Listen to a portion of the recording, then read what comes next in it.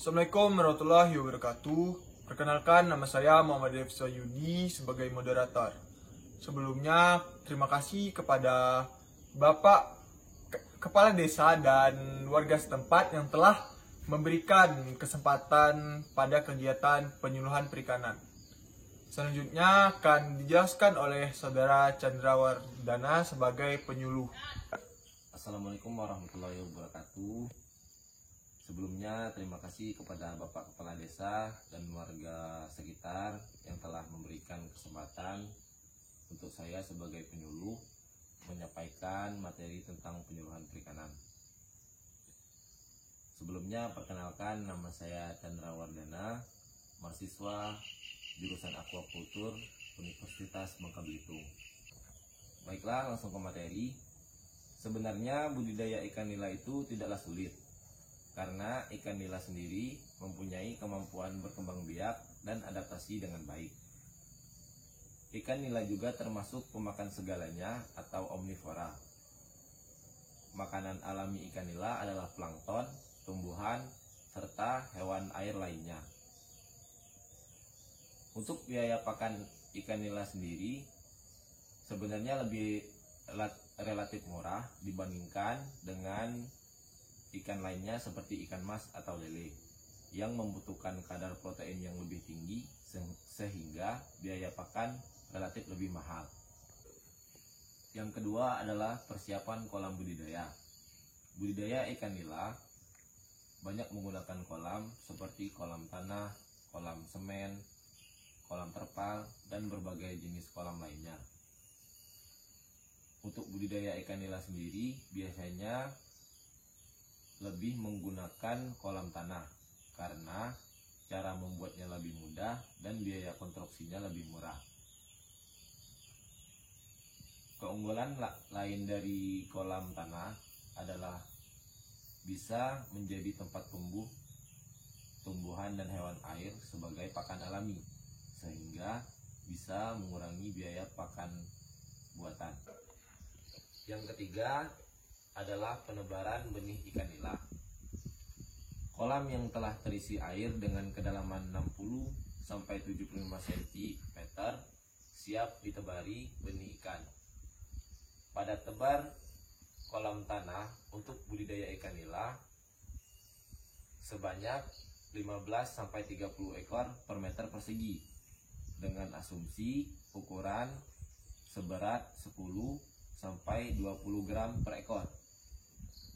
Sebelum ditebari benih ikan, hendaknya melakukan adaptasi terlebih dahulu. Gunanya adalah untuk membiasakan ikan dengan kondisi kolam sehingga bisa mengurangi risiko kematian benih ikan nila. Yang keempat adalah pemeliharaan ikan nila. Setelah semua persiapan selesai dilakukan dan benih ikan sudah ditebar di dalam kolam, langkah selanjutnya adalah merawat ikan hingga usia panen. 3 hal yang paling penting adalah pengelolaan air, pemberian pakan, dan pengendalian hama dan penyakit. Yang pertama adalah pengelolaan air. Agar budidaya ikan nila lebih tumbuh dengan maksimal, pantau kualitas air kolam. Parameter penentu kualitas air adalah kandungan oksigen dan pH air. Yang kedua adalah pemberian pakan. Pemberian pakan pada budidaya ikan nila sangatlah penting. Berikan pakan buatan berupa pelet yang mengandung kadar protein 20-30% agar pertumbuhan budidaya ikan nila dapat tumbuh dengan secara maksimal.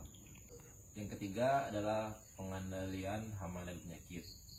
Pada situasi normal, penyakit pada ikan nila tidak terlalu mengkhawatirkan. Namun, apabila sudah dilakukan secara intensif dan massal, risiko penyerangan terhadap penyakit harus diwaspadai. Yang kelima adalah pemanenan ikan nila.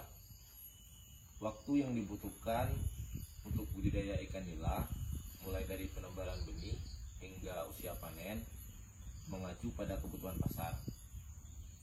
Ukuran ikan nila pasar domestik berkisar 300-500 gram per ekor.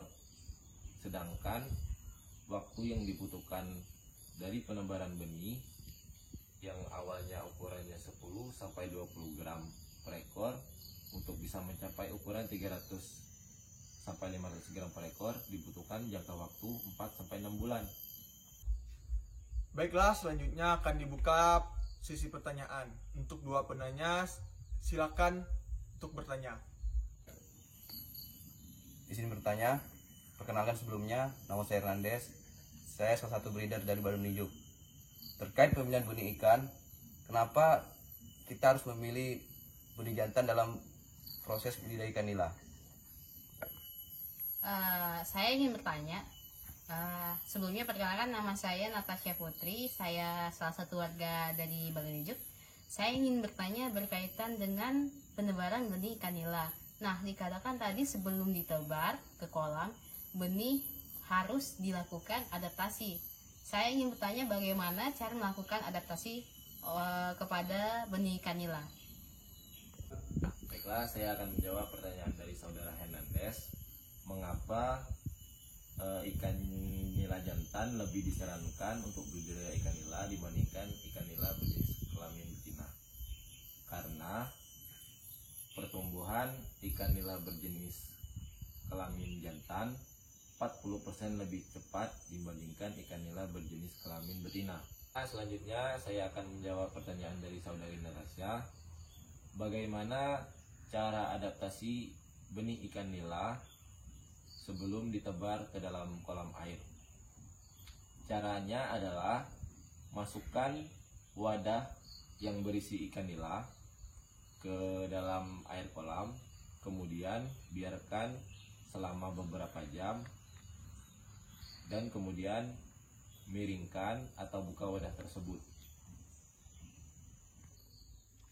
Sekian dari materi yang bisa kami sampaikan, kurang lebihnya kami mohon maaf. Saya tutup. Wassalamualaikum warahmatullahi wabarakatuh.